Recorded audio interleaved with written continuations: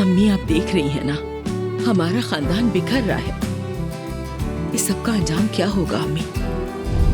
अल्लाह खैरत करे। कितनी खूबसूरत लग रही है ये।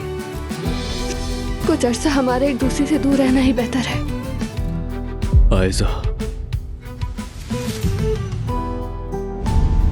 अब देखते हैं तुम क्या करोगी जुमाना बीबी।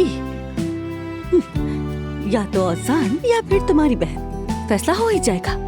तुम कहती हो कि तुम उमर से हमला हुई थी, कहती हो कि किसी ने तुम्हारा बच्चा चुरा लिया, और अब कह रही हो तुम्हारा बच्चा जिंदा है।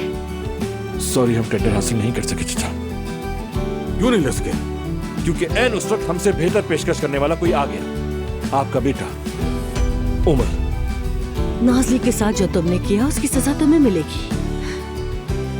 या तो आसान को छोड़ना पड़ेगा या इस मासूम को। क्या बतूल पुलिस के पास है?